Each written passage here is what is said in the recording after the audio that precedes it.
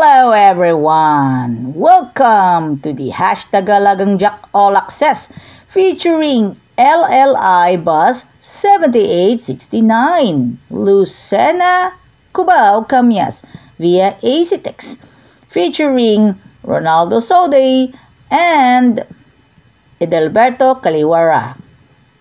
Let's find out! Alam naman natin yung background ng LLI Bus 7869 featuring Ronaldo Sode and Edelberto Caliwara. Ang biyahe, Lucena, Cubao, Camias via ACTEX.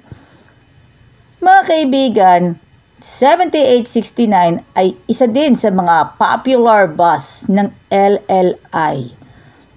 At sa mga pasahero, very convenient. Ang kanilang pagsakay, komportable, very convenient, at maasahan.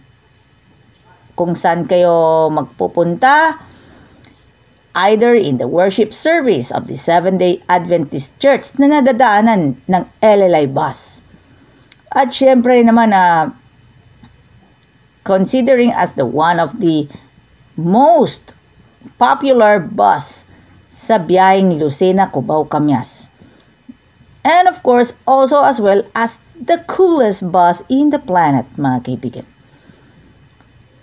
At basahin muna na natin ang mga parts ng paglapit kay Kristo. Ang aklat na panglaban sa stress. Mahigit 65 million copies ang naibenta na sa buong mundo. Let's find out mula sa Kabanata 11, tanging karapatan ng pagdalangin. Sa pamamagitan ng kalikasan at banal na pahayag, sa pamamagitan ng kanyang banal na kalooban at sa influensya ng kanyang espiritu, ang Diyos ay nagsasalita sa atin. Subalit, hindi pa rin sapat ang mga ito. Kailangan na rin naman sa kanya ipahayag din ang buong nilalaman ng ating puso.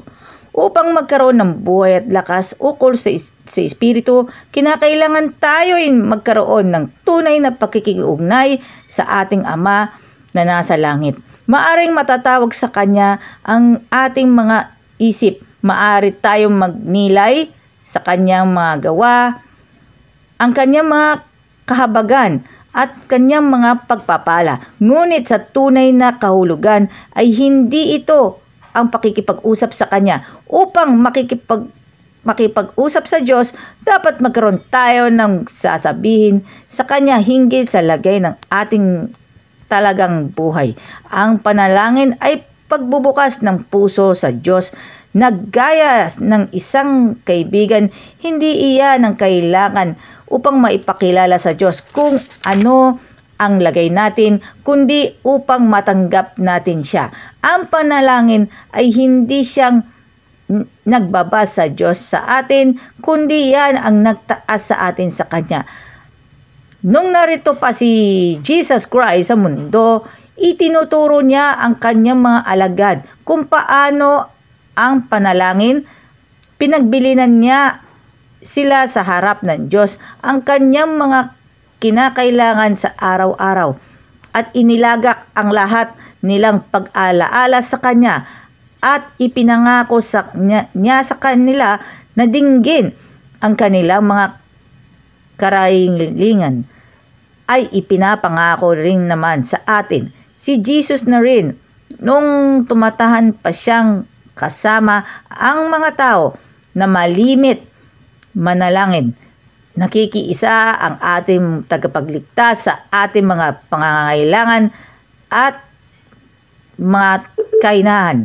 Sapagkat siya'y naging isang namamanhik, humihiling at humihingi sa kanyang Ama ng sariwang lakas upang siya'y makaayong laan sa tungkulin ng pagsubok.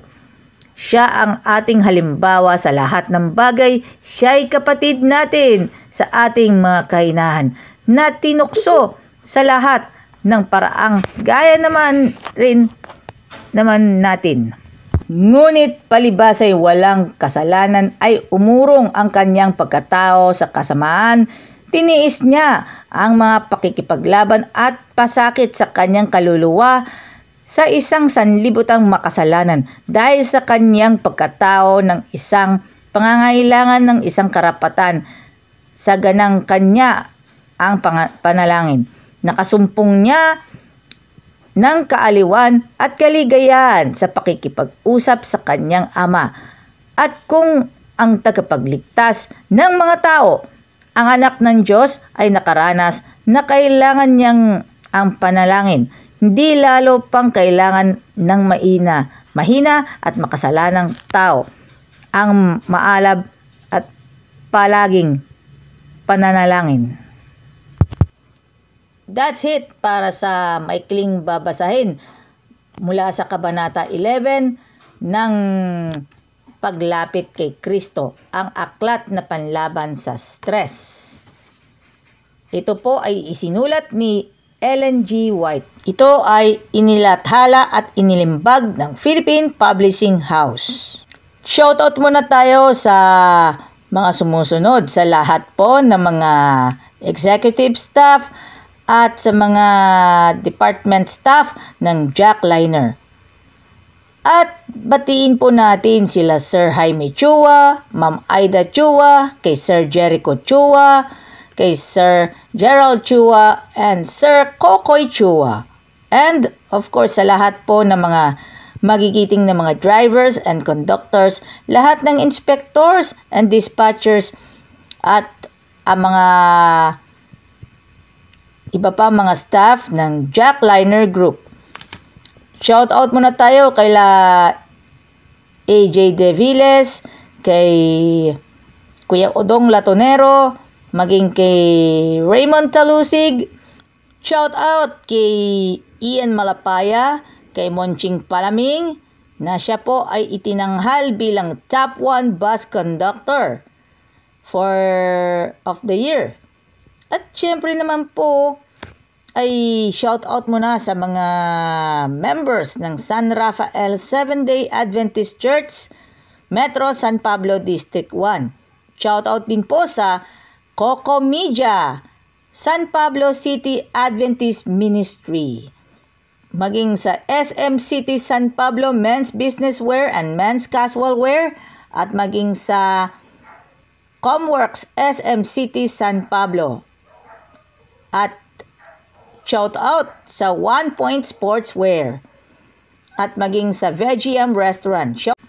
Shout out kila Sir Roldan de la Sala, Kuya Daniel Dumao, Sir Wilson Bonsa, kay Racy Vargas, Roel Apordo, Cindy Abesamis, and of course Joey Abesamis. Shout outs kina Papa Ace, Lady Gracia, Papa Bol, Papa Carlo, Papa Jepoy, and Mama Bell of Barangay LS 97.1 Forever. Shout out kila Ate Lala Roque, kay Kuya Orly Trinidad, kay Ate Nympha Ravelo, sa lahat po ng mga tagapagsubaybay po sa Super Radio DZBB 594 sa inyong mga talapihitan sa radyo and sa live streaming ng Facebook Live. And of course, shoutouts muna tayo kay La Maynard and JR Flogoso, kay Kuya Roel Caragay and family. Shoutout kay Kuya Roel Vizara. Shoutout sa lahat ng mga staff ng Randrel. Sila Sir Ichan, CJ, kay Sir Jules Ramos and Ate Rogelyn Juan. And of course, Sir Rand. At shoutout kila Richie Balbuena, Kuya Arnold Luna, and Kuya Bernard Grande ng LLI Bus. Shout out din po sa Rapal family. And shout out po kila Kuya Bryant Bondad and Kuya Lex Bondad ng Chrysanthemum Seventh-day Adventist Church. Shout out kina Ate Wenona Solinap Credo, Kuya Sunny Marasigan, kay Sir Ray Binondo, at kay Kuya Marnie Santa Maria. Shout out kina Ma'am Swani Gukutano, kay Kuya Arthur Absena and Kuya Alfie Absena. Attention OFW sa mga nasasakupan ng Gaza Strip and Israel, kung maaari, uwi na kayo sa Pilipinas at mag-apply kayo sa Jackliner. Ongoing pa rin po ang job hiring sa kasalukuyan. Shout out kila Kuya Marvin Los Angeles, Roymar Averilla, Jasper Canillo, Noliboy Dulot, Kuya Joseph Bandoy, Kabuhat Brothers, kay Sir Cyril Ocfemia, kay John Lloyd Bedia, Chris Saplaco, kay Nanay Aning Epifania Bautista, Ate Ermelinda Miranda, Ate Lenny Makalalad, Jason Buensalida, kay Ate Mila Torino, and of course, Ate Emmy Bola, and of course, J. Mark Fuentes, Christian Buenaflor, Kapitan Zeus Jordan Torres, and of course, Chris Afroilan. Shout out sa Obrero Pilipino Jackliner Chapter led by President Kuya Romeo Alonsagay and Vice President Kuya Edelberto Ebalar and Secretary Kuya Joseph Ebalde, and of course Obrero Pilipino LLI Chapter, and of course sa mga Adventist youths ng Metro San Pablo District 1, Metro San Pablo District 2 of 7-Day Adventist. Mabuhay po kayong lahat. Have a safe trip. Yahoo!